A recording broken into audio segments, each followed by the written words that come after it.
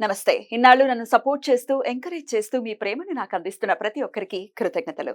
అలాగే ఈ వీడియో కూడా ఖచ్చితంగా మీకు ఉపయోగపడుతుంది. లైక్, షేర్ అండ్ సబ్స్క్రైబ్ చేసి మీ సపోర్ట్‌ని నాకు అందించండి. అలాగే ఈ వీడియో పట్ల మీకున్న అభిప్రాయాన్ని కామెంట్ సెక్షన్‌లో కామెంట్ చేసి తెలియజేయండి.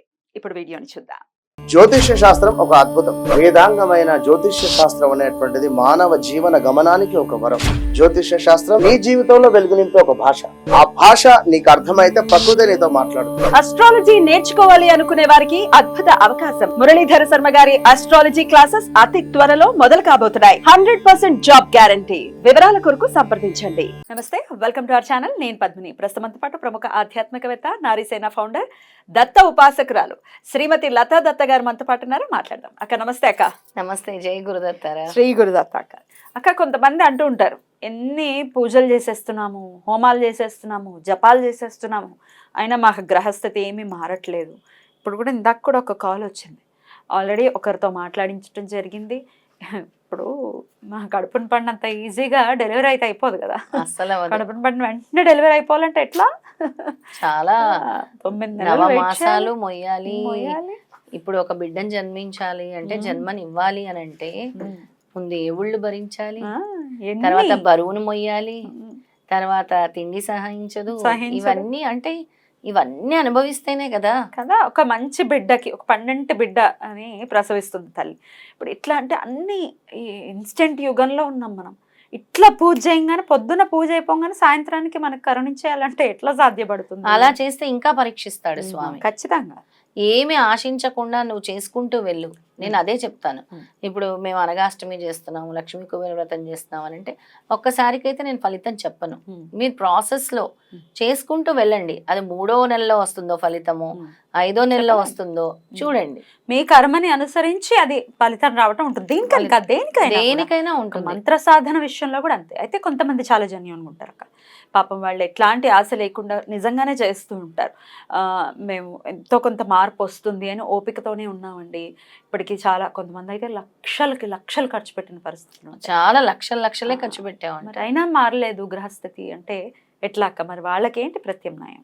ఇది నేను చెప్పింది కాదు, శ్రీపాదులు వారు చెప్పిందే మనం మాటల్లో విందాం. ఇప్పుడు నేనేదో చెప్పటం కాదు, ఒక దైవ స్వరూపం, దైవ స్వరూపులే ఆయన. దత్తాత్రేయ స్వామి వారి మొదటి అవతారం శ్రీపాదులు వారి చరిత్ర చదివితే ఎన్నో రహస్యాలు ఆయన చెప్తున్నట్టు ఉంటుంది మనకి. అంటే మన జననం ఎలా ఉంటుంది, స్వామి ఎలా నిర్ణయించి మనని లోకానికి పంపించారు, లేదా మన గరుడ పురాణంలో ఎటువంటి శిక్షలు ఉన్నాయి, ఇవన్నీ కూడా స్వామి మనకి చరిత్రలో చెప్తూ ఉన్నారు. దాన్ని అర్థం చేసుకోవాలి. ఏదో చదివేశామా అంటే కాదు. స్వామి ఏం చెప్తారంటే, నువ్వు చేసే అర్చన, నువ్వు చేసే నామము వల్ల ఎటువంటి ఫలితం వస్తుందంటే స్వామి మాటల్లోనే నేను చదివి చెప్తాను. ఎందుకంటే ఆ లాంగ్వేజ్లోనే చెప్పటం నాకు ఇష్టం, అందుకని చెప్తాను. ఇది పరమ సత్యము. స్వామి చెప్తున్నారు, స్మరణ, అర్చన మొదలైన క్రియాకలాపాల వలన శ్రీపాద ప్రభువులతో సాంగత్యం ఏర్పడుతున్నది. దీనివల్ల అర్చన వల్ల, నిరంతర నామం వల్ల. వీటి ద్వారా ఆశ్రితుల యొక్క పాపకర్మలు, దోషపూరితమైన విషయ వాసనలు, సంస్కరణములు అన్నీయూ శ్రీపాద ప్రభువుల చైతన్యంలోనికి ప్రవేశించి మనం చేస్తున్నటువంటి అర్చన, నామము వాటి వల్ల స్వామి మన పాపకర్మలు, దోషపూరితమైన విషయ వాసనలు, చెడు సంస్కరణలు, ఎటువంటి సంస్కారములు ఉన్నా కూడా అవి స్వామిని చేరుతున్నాయి. వెళ్ళి మళ్ళీ శ్రీపాద ప్రభువుల చైతన్యంలోకి ప్రవేశించి వారి నుండి శ్రేయోదాయకమైన శుభస్పందనలు మళ్ళీ తిరిగి శ్రేయోదాయకమైన శుభస్పందనలు మనకు చేరుకుంటాయి అన్నమాట. అది స్వామి చెప్తున్నారు. అది అయితే ఇందాక నువ్వు అడిగావు చూసావా ప్రశ్న, దానికి సమాధానం చెప్తున్నాను. మానవుడు జన్మించినప్పుడు వాని ప్రారంధ కర్మకు అనుగుణంగా గ్రహస్ఫూటములతో జనిస్తాడు.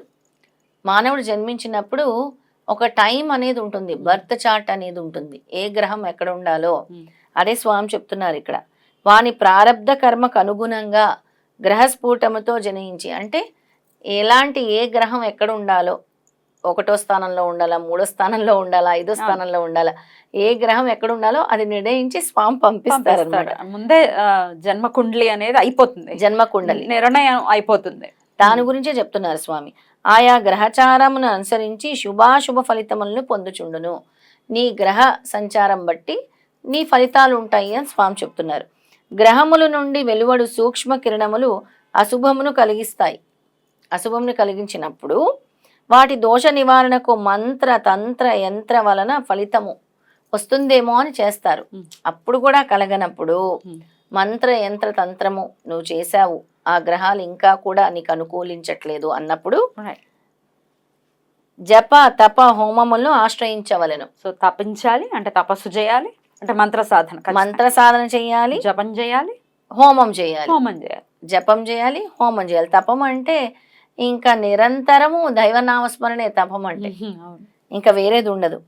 వాటి వల్ల కూడా ఉపశమనము కలగనప్పుడు నేను ఇది కూడా చేశా, మంత్రం చేశా, యంత్రం చేశా, తంత్రం చేశా, స్వామి మీరు చెప్పినట్టు జపం చేశా, తపం చేశా, తపస్సు చేశా, హోమం చేశా, వాటి వల్ల కూడా కలుగునప్పుడు ఏం చేయాలో స్వామి చెప్తున్నాడు ఇక్కడ.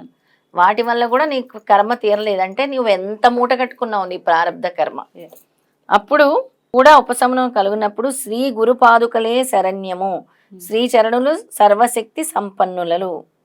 శక్తులలో మంచివి చెడ్డవి కూడా ఉండను. ఆయా శక్తులు కలిగించు స్పందనలు శుభములను అశుభములను వసుగుతాయి. ప్రతి గ్రహమునకు మానవ శరీరమందు కొన్ని ప్రత్యేక భాగములందు ఆధిపత్యం కలుగుతుంది. ప్రతి గ్రహం కూడా మన మానవ శరీరం మీద ఆధిపత్యం చూపిస్తూ ఉంటుంది. కొందరికి శుక్రుడు, కొంతమందికి గురుడు, కొంతమందికి కేతువు, కొంతమందికి రాహువు, కొంతమందికి చంద్రుడు వాళ్ళంతా చూడు ఎప్పుడు కూడా ఆలోచనలతోని యాంగ్జైటీ డిప్రెషన్ అంటే ఆ గ్రహ ప్రభావం ఉన్నప్పుడు. కుజుడు చూడు కోపం ఎక్కువ ఉంటారు, కుజుడు వాళ్ళు అగ్నిపర్వతం లాగా కోపం ఎక్కువ ఉంటూ ఉంటారు, అలా ఉంటుంది. గురువు చూడు చక్కగా ఉంటారు వాళ్ళు, అంటే గురువు అనుగ్రహం ఉన్నప్పుడు. గురువు మళ్ళీ అనుగ్రహం లేనప్పుడు అదే రిజల్ట్స్ ఉంటాయి. జాండీస్ లాంటివి, ఆరోగ్య సమస్యలు, చాలా బాధలు పడటము, ఇలాంటివన్నీ కూడా ఉంటుంటాయి అన్నమాట. అలా స్వామి ఇక్కడ చెప్తున్నారు, ఏ భాగం ముందు ఆయా గ్రహముల ఆధిపత్యం ఉంటుందో అలా అవుతుంది. విశ్వ చైతన్యం నుండి ప్రవహించు సూక్ష్మ స్పందనలు గ్రహించినప్పుడు అనిష్ట ఫలములు సిద్ధిస్తాయంట. అలాంటి స్పందనలు కలుగు ఆకర్షణ వికర్షణలు తేడాలు ఉంటాయి. అందుకే సజ్జన సాంగత్యం కలిగిన వ్యక్తి దుర్జన సాంగత్యం అనేది చాలా ఇంపార్టెంట్. అందుకే గుడ్ ఫ్రెండ్స్ బ్యాడ్ ఫ్రెండ్స్ గురించి కూడా చరిత్రల నుంచే చెప్తూ ఉంటారు. అందుకే ఎప్పుడు కూడా సత్పురుషుల ఓరాలో ఉండాలి, అవధూతల ఓరాలో ఉండాలి, భగవంతుడి ధ్యానంతో ఉండాలి, భగవంతుడి నామజపంతో ఉండాలి, ప్రయత్నపూర్వకంగా సత్సాంగత్యం చేస్తే నా గురుపాదుకలే శరణ్యము. నిన్ను అన్ని అరిష్టాల నుంచి కూడా అన్ని విధాలుగా నువ్వు చేసి చేసి చేసి నువ్వు అలసిపోయి ఇంకా నీకేది కానప్పుడు నా పాదుకలే నిన్ను రక్షిస్తాయని శ్రీపాదులు వారు స్వయంగా చెప్పినటువంటిది ఈ వాక్యము. ఇది శ్రీపాద శ్రీవల్లభుల వాక్యం, నేను చెప్పింది కాదు. అంతే, ఇంకా అన్ని అయిపోయి, అన్ని ట్రయల్స్ అయిపోయి, ఇంక వద్దు నాకు ఈ జీవితం అనుకునే వాళ్ళకు కూడా గురువు యొక్క అనుగ్రహం పొందాలి ఖచ్చితంగా. గురు పాదుకలే అంతే, ఇంకా అవే శరణం. సేవ, గురుపాదుకల సేవ చేయాలి. ఎలా? గురుపాదుకలు ఎక్కడైతే గురుపాదుకలు ఉంటాయో అక్కడికి వెళ్ళి గురుపాదుకలను తొడవాలి, గురుపాదుకలకి అభిషేకించాలి, గురుపాదుకల్ని అలంకరించాలి, గురుపాదుకలకి ధూపం వేయాలి, అక్కడ సేవ చేసుకోవాలి, అక్కడ తొడవాలి స్వామి చుట్టూ. అంటే ఆ స్పందనల్ని స్వీకరించాలి.